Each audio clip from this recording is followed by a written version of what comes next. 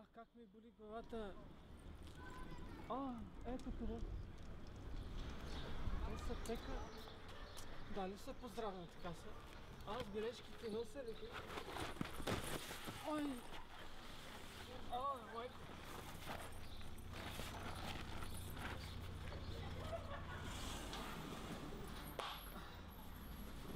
Ви същата аптека ли сте, където търся?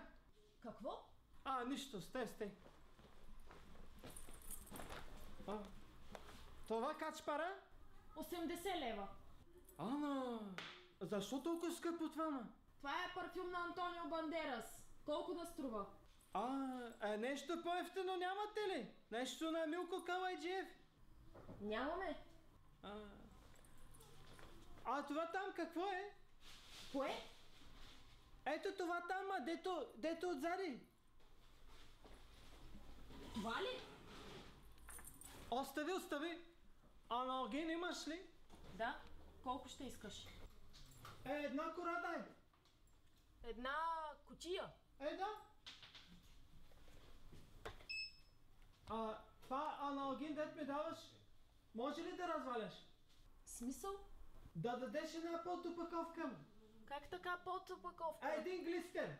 Един блистер. Блистер. Да. Ето. Колко? 1 лев. Чакай малко. Дай едни вносни кърпи и дай едно такова, дето на копчета, дето като фъргаш във водата и прави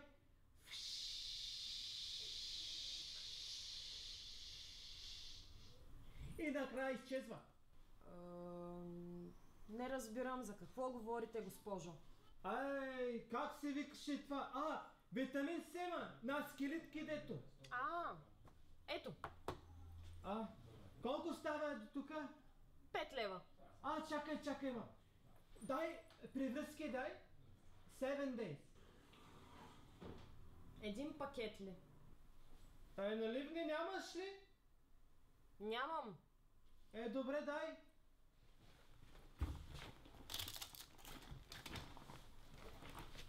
Дай и другото. Кое е другото?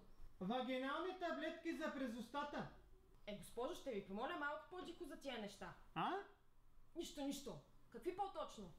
Лакалут за вагинална употреба. Лактацит, може би. Да. Колко? Дай 2 люспи от него.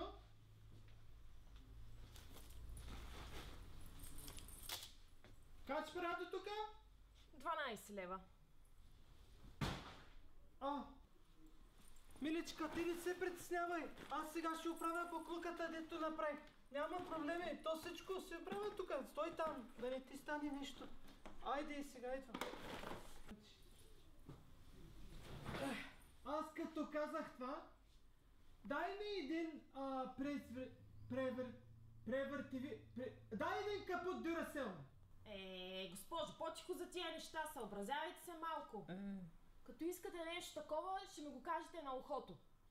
Не за ухото, патка с патката ти. На мен ми трябва това за чурката на Мечо, Не мога повече.